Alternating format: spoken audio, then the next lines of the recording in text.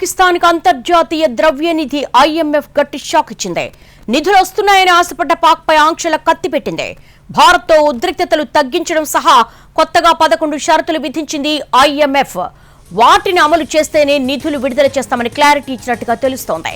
భారత్తో ఉద్రిక్తతలు ఈ పథకం ఉద్దేశాన్ని, సంస్కరణ లక్ష్యాలను దెబ్బతీస్తుందని ఆందోళన వ్యక్తం చేసింది. ఈ ఉద్రిక్తతలను తగ్గించుకుంటేనే భవిష్యత్తులో నిధుల విడుదలకు అడ్డంకులు ఉండబోవని స్పష్టం చేసింది.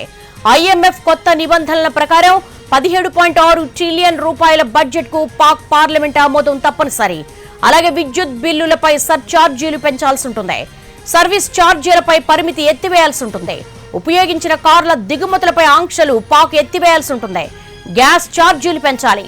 4 రాష్ట్రాల కొత్త వ్యవసాయ ఆదాయ పన్ను విధానాన్ని తీసుకురావాల్సి ఉంటుంది. జూన్ లోపు దీనికి ఆమోదం తెలపాల్సి ఉంటుంది. ప్రస్తుతం పాక్ ఆర్థిక పరిస్థితి ICUలో ఉంది. ఎప్పటికప్పుడు ఏదో ఓ దేశం దగ్గర అప్పు తీసుకుని నెట్టుకొస్తోంది. IMF నిధులపైనే గట్టి ఆశ పెట్టుకుంది. ఇటీవలి సమావేశంలో పాక్ బెయిలౌట్ ను భారత్ వ్యతిరేకించింది. అయితే అమెరికా సాయంతో నిధుల విడుదలకు గ్రీన్ సిగ్నల్ ఇచ్చింది అంతర్జాతీయ ద్రవ్యనిధి.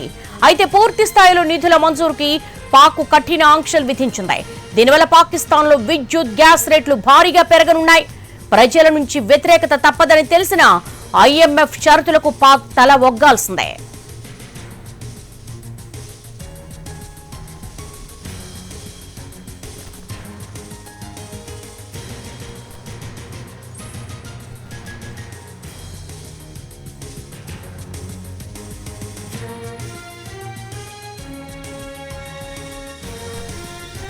పాకిస్తాన్ కు గట్టి ఎదురు దెబ్బ తగిలింది. పాకిస్తాన్ కు అంతర్జాతీయ ద్రవ్య నిధి IMF గట్టి షాక్ ఇచ్చింది.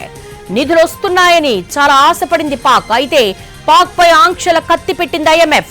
భారత్ తో ఉద్రిక్తతలు తగ్గించడం సహా కొత్తగా 11 షరతులు విధించింది. వాటిని అమలు చేస్తేనే నిధులు విడుదల చేస్తామని క్లారిటీ ఇచ్చినట్టుగా తెలుస్తోంది. భారత్ తో ఉద్రిక్తతలు ఈ పథకం ఉద్దేశాన్ని, సంస్కరణ లక్ష్యాన్ని దెబ్బతీస్తుందని ఆందోళన వ్యక్తం చేసింది.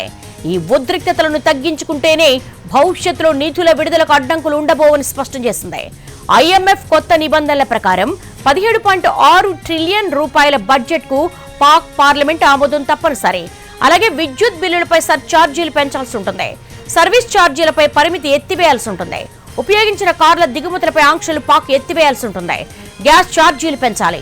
4 రాష్ట్రాల కొత్త వ్యవసాయ ఆదాయ పన్ను విధానాన్ని తీసుకురావాల్సి ఉంటుంది. జూన్ లోపు దీనికి ఆమోదం తెలపాల్సి ఉంటుంది.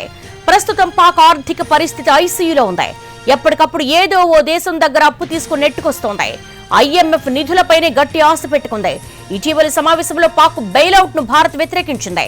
అయితే అమెరికా సాయంతో నిధుల విడుదలకు గ్రీన్ సిగ్నల్ ఇచ్చింది అంతర్జాతీయ ద్రవ్యనిధి. అయితే పూర్తి స్థాయిలో నిధుల మంజూరుకి పాక్ కఠిన ఆంక్షలు విధించింది.